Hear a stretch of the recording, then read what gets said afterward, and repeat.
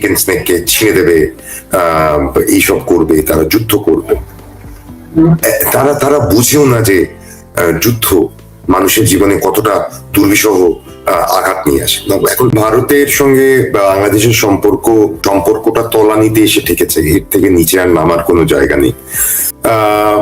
বাংলাদেশে যে ঘটনা বলি ঘটছে, ভারত বিরোধী যে জবানিগুলো আমরা শুনতে পাচ্ছি, আমাদের 7টা রাজ্যকে কেটে ফেলা হবে, আমাদের হাই কমিশনারকে লাথি মারা হবে, এরকম যে বিভিন্ন রকমের উগ্র উস্কানিমূলক যে মন্তব্যগুলো ঘটছে, এটা আমার মনে হয় যে অধিকাংশ মানুষই এপারেও বোঝেন, এপারের মানুষ বোঝেন যে এটা খুব সীমিত সংখ্যক মানুষই এই ধরনের উগ্রতার পেছনে।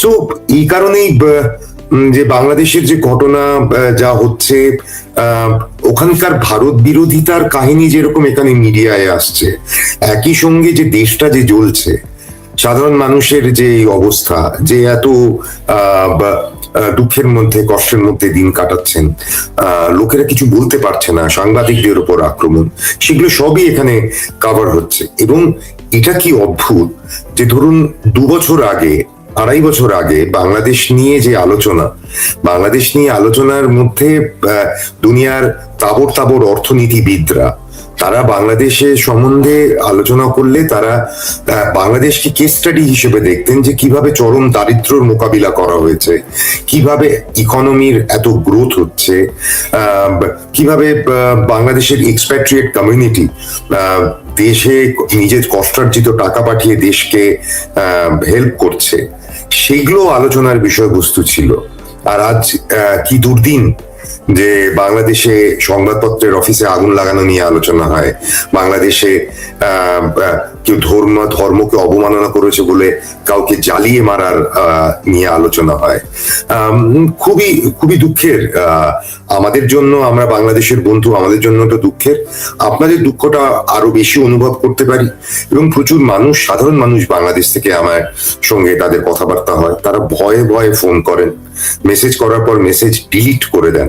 মানে এরকম একটা যে আবহ যে আপনার দেশে তৈরি হয়েছে, সেটা অত্যন্ত দুঃখজনক। আমরা ফিল করি মোহাম্মদ ইউনূস সম্বন্ধে মানুষের একটা রেসপেক্ট ছিল, সেই রেসপেক্টটা অধিকাংশ মানুষের মধ্যেই আমাদের প্রান্তে নেই, বিকজ উনি একজন ফেলিয়ার হিসেবে প্রমাণিত হয়েছেন, যে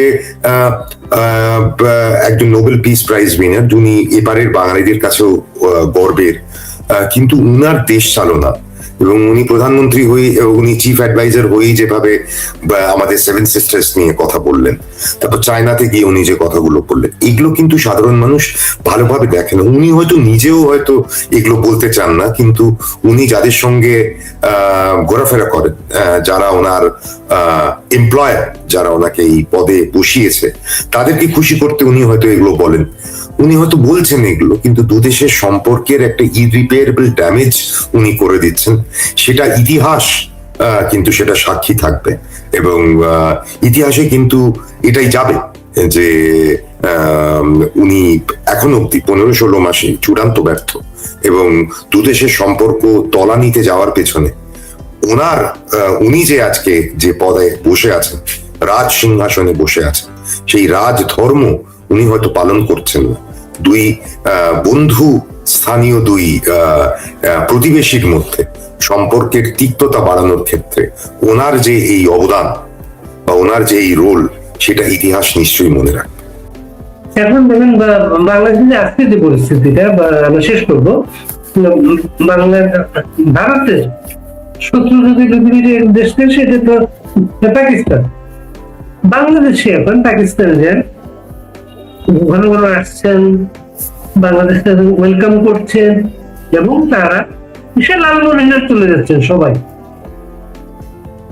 এইসব যে উস্কানি, যেটা ভারতের পাকিস্তানের হাতে হতো বাংলাদেশ, এর জন্য কোন কি যুদ্ধ দেখেন সামনে?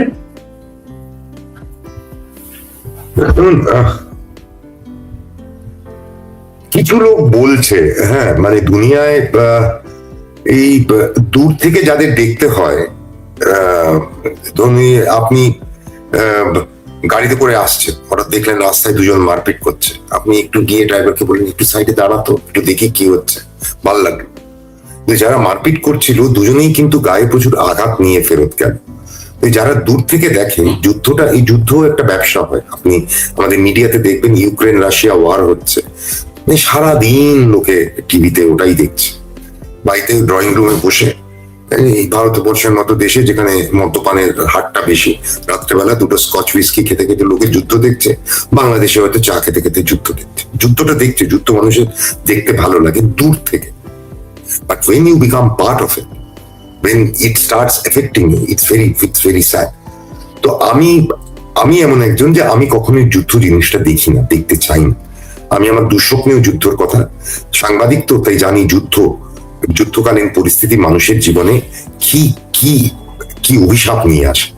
এই যে বাচ্চা বাচ্চা ছেলেরা যারা চিকেন স্নেককে ছিঁড়ে দেবে, এইসব করবে, তারা যুদ্ধ করবে, তারা বুঝেও না যে যুদ্ধ মানুষের জীবনে কতটা দুর্বিষহ আঘাত নিয়ে আসে।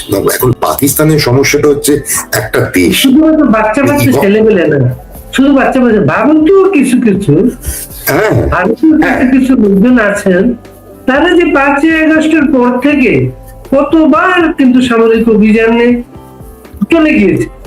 বাড়ি ভাই আমি আপনাকে প্লিজ আমাকে একটু শুনুন। সেটা হচ্ছে যে মানে যেটা হচ্ছে যে ভারতীয় সভ্যতা সংস্কৃতি, যেটা টু সাম এক্সটেন্ট বাংলাদেশেও ফ্লো করে। আমরা না মানে দেখুন, যুদ্ধর জিগির তোলা লোকের অভাব নেই, প্রচুর যুদ্ধের জিগির তোলার লোক আপনি দুনিয়ার বিভিন্ন জায়গায় পাবেন। তো হয়তো বাংলাদেশেও আছে, ভারতবর্ষেও কিছু আছে, কিন্তু ভারতবর্ষে একবারও বাংলাদেশের এগেনস্টে যে যুদ্ধ নিয়ে ভারতবর্ষের কোনো পলিটিক্যাল পার্টি এটা নিয়ে কোনো কথাবার্তা বলে, কোনো মেজর কোনো অর্গানাইজেশন বা থিঙ্ক ট্যাঙ্ক কেউ এটা বলে, এটা বলা, এবং তারা বোঝে যে যেখানে অলরেডি একটা ভারত বিরোধিতা আছে, এবং সেটা হচ্ছে যে এই ধর্মের ব্যবসায়ীরা, রাজনীতির ব্যবসায়ীরা নিজেদের স্বার্থে একটা ভারত বিরোধী একটা মনোভাব তৈরি করেছে। সেইখানে ভারত যুদ্ধে যাবে বা এই ধরনের কিছু করলে সেটা তো আগুনে ঘৃতাহুতি দেওয়া হবে। তো আমাদের দেশের নেতারা, আমাদের দেশের পলিসি মেকার্সরা অতটা বোকা না। হ্যাঁ, আমাদের এখানে পড়াশোনার কালচারটা, স্ট্যান্ডার্ডটা আপনাদের তুলনায় অনেক বেটার। বললাম, এটা অহংকার বা দর্পের কিছু নেই, মেরিটোক্রেটিক সিস্টেম, 140 কোটির দেশ, অনেক বেশি কম্পিটিশন, তাহলে লোককে একটু বুদ্ধি বার্তা পড়াশোনা বেশি করতে হয়। মাদ্রাসায় পড়ে তারপর গিয়ে ঢাকা ইউনিভার্সিটিতে কিছু একটা পড়ে বড় বড় পাতেলা দেওয়ার সামর্থ্য এখানে অধিকাংশ লোকের নেই। এটা মেরিটোক্রেটিক এন্ড ভেরি ডিফিকাল্ট সিস্টেম। এই যুদ্ধ, আর দেখুন পাকিস্তানের প্রসঙ্গে আসে, একটা দেশ, ইকোনমিস্ট বলে একটা পত্রিকা একটা কাভার স্টোরি করেছিল, where they mention Pakistan as a failed state, একটা দেশ যে নিজে কোথাও গেল না। মানে হচ্ছে কি বলুন তো, আপনি ছোটবেলায় আপনি দু রকমের বন্ধু করতে পারেন, একজন পড়াশোনায় ভালো, তার সঙ্গে আপনি রাজনীতি, কুইজ, ডিবেট নিয়ে আলোচনা করবেন, আর একটা বখা ছেলের সঙ্গে আপনি ঘুরবেন, যার সঙ্গে আপনি ইয়াবা খাবেন, রাস্তায় গিয়ে মারপিট করবেন। সো ডিসিশনটা আপনার। তো পাকিস্তানের কাছ থেকে তো বাংলাদেশের নেওয়ার ভালো কিছু নেই, ওরা তো টাকাও দিতে পারবে। মানে ধরুন যদি বাংলাদেশকে অর্থ দিত, প্রযুক্তি দিত, কিছুই দিতে পারবে। ওরা মানে কি করে বাংলাদেশের মানুষদের এই পাকিস্তান প্রীতি ডেভেলপ করে, যে আপনার তো কোথাও একটা লজিক থাকবে তো, যে এরা আপনার দেশে আপনাদের আগের দুটো প্রজন্ম আগের মানুষদের মেরেছে, ওইভাবে মা বোনেদের তারা ধর্ষণ করেছে, তারা বাংলাকে একটা ভাষা বলে মনে করেন, যার জন্য লড়াই করে আপনার স্বাধীন হলেন। এখন গিয়ে পাকিস্তানের পেছনে পেছনে ঘুরছে, ওই দেশটা কোথাও গেল না। যে দেশে মানে আর্মি তো সে ব্যারাকে থাকবে, সে সীমান্ত পাহারা দেবে, সে রাজনীতিতে তার আসার কি দরকার আছে? যে দেশে একটা প্রধানমন্ত্রীও 5 বছরের টার্ম কমপ্লিট করতে পারলো না, যে দেশের মানুষেরা বিদেশে গিয়ে নিজেদের পাকিস্তানি পরিচয় না দিয়ে ভারতীয় পরিচয় দেন লজ্জা পেয়ে, আমাকে পাকিস্তানি লোকেরা বলে। পাকিস্তানিরা তো ওখানে পাকিস্তানি রেস্টুরেন্ট বানায় না, ইন্ডিয়ান রেস্টুরেন্ট বানায়। কেন বানায়? Because they also feel the stigma. তো সেই স্টিগমা যাদের আছে, তাদের সঙ্গে যদি আপনি বন্ধুত্ব করেন, বকা ছেলেদের সঙ্গে বন্ধুত্ব করে বকুন, ইটস ইউর কল। পরের ছেলে পরমানন্দ, যত উচ্চন্নে যায় তত আনন্দ, যা কি করা যায়। কেউ যদি লজিক না বোঝে, এটায় কারোর প্রতি কোনো বিদ্বেষ নেই, তো ব্যাপারটা হচ্ছে কোনো একটা জায়গায় তো লজিক বুঝতে হবে। শুধু ধর্ম এক বলে তাদের সঙ্গে বন্ধুত্ব করবেন, তারা কি দিয়েছে আপনাদেরকে, কি পেয়েছে বাংলাদেশ ওদের কাছ থেকে, সেই সেন্সটা যদি মানুষের না থাকে। আজকে আইএসআই লোকেরা ঘোরাফেরা করছে, আমার একজন সাংবাদিক বন্ধু, আমি নাম বলবো না, কারণ আমি বাংলাদেশের সব রকমের মানুষের সঙ্গে আমার যোগাযোগ ছিল, জুলাই আগস্টের সময় সে এদেরকে সাপোর্ট করেছে। আমেরিকায় পড়ালেখা করা, খুব স্মার্ট, এমন একটি পত্রিকা যারা জুলাই আগস্টের ক্ষেত্রে যাদের খুব ভালো রোল ছিল, মানে যারা জুলাই আগস্টকে সাপোর্ট করেছিল, যারা ওন করেছিল, বাংলাদেশে ওন কথাটা খুব ব্যবহৃত হয়, তো ওন করেছিল, তার সঙ্গে আমার তখন মেসেজে এক্সচেঞ্জ হয়েছিল। আমি বলেছিলাম দ্যাট আমি যেটা তোমায় বলছি বাংলাদেশের ভবিষ্যৎ নিয়ে, আমি যদি ভুল প্রমাণিত হই আমি সব থেকে খুশি হব, কেন সে স্বপ্ন দেখেছিল ইউনুসকে নিয়ে, এই তরুণ নেতাদের নিয়ে, যে একটা সুন্দর বাংলাদেশ হবে যেখানে গুম খুম থাকবে না, এগিয়ে যাবে, ফ্রিডম অফ এক্সপ্রেশন হবে। আমি তাকে মেসেজগুলো আজও আছে। তার সঙ্গে দীর্ঘদিন একটু ঝগড়া হয়েছিল, দীর্ঘদিন যোগাযোগ হয়নি, মাস 20-25 আগে সে আমাকে মেসেজ করে বলেছে, দাদা you are right, I was wrong. এই চারধারে এই পাকিস্তানের লোকেদের দেখি আমার ভাল লাগে না, আর যে দেশে জামাতে ইসলাম পাওয়ারে থাকবে সেই বাংলাদেশে আমি থাকতে চাই, সে আমাকে বলেছে। আমি মিথ্যে কথা বলছি, দিস ইজ এ ফ্যাক্ট। এবং প্রচুর বাংলাদেশের মনে, বাংলাদেশের মানুষের মনে সেটাই কিন্তু ধারণা। ভারত বিদ্বেষ থাকুক, কে ভারতীয় আধিপত্যবাদ বলে, আমাদের দু দেশের কালচার সেম। আমরা বাংলায় কথা বলি, আপনারাও বাংলায় কথা বলেন, 4টে বাংলা গান ওখানে যাচ্ছে, হিন্দিটা আপনারা বোঝেন, হিন্দিটা ওখানে যাচ্ছে, আপনি ওখানে উর্দুতে কথা বলতে পারবেন? ইম্পসিবল। আপনি চাইনিজ গান করবেন, চাইনিজ মানে তাহলে কি, যে কালচার তো হয় ভারতবর্ষে ইংরেজি আধিপত্যবাদ ভালো বলতে পারে। আমার ছেলে মেয়েরা সারাদিন ইংরেজি গান শোনে, আমার তো কোনো সমস্যা নেই, তা নিয়ে শুনুক, সব রকমের কালচার থাকুক না, কোএক্সিস্ট করুক, সব ধর্মের মানুষ থাকুক, সব কালচার থাকুক, একটা সুন্দর একটা অ্যাকালচারেশন হোক, তা দিয়েই তো সোসাইটি সামনে যায়। আপনি শুধু ধরে রাখবেন ওই একটা ধর্ম, একটা ভাষা, তা দিয়ে কোনো গ্রোথ হয় না, কিন্তু বোঝার সময় এসেছে।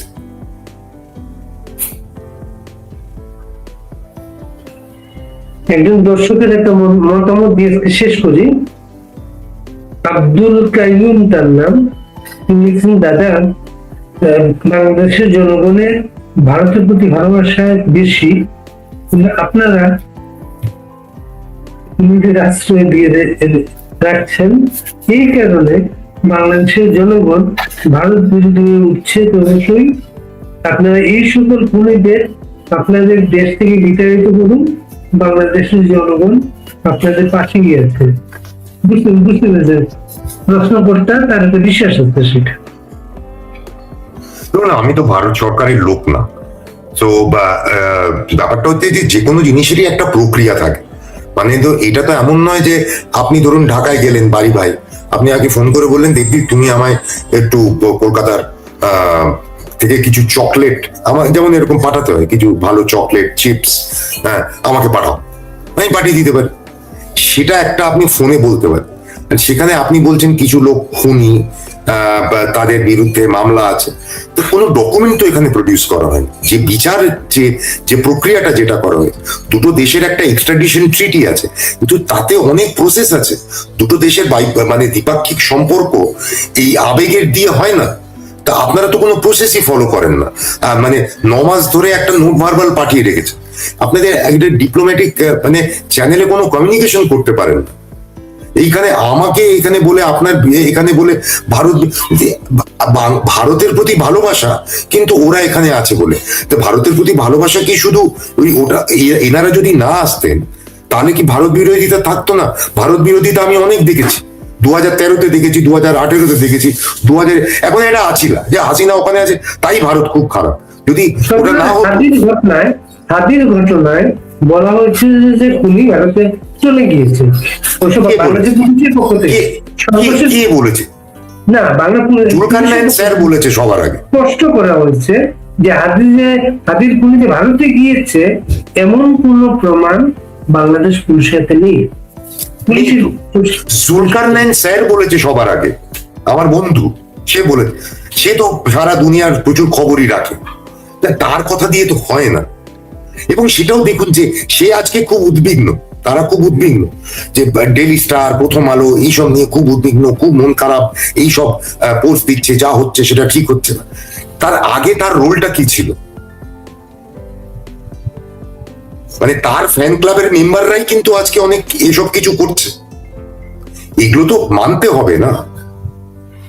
মানে মতি ভাই, মেহফুজ আলমের ফ্যান ক্লাবের প্রচুর মেম্বাররা কিন্তু জড়িত আজকে বাংলাদেশে যেটা হচ্ছে, সেটা স্বীকার করতে হবে কিন্তু।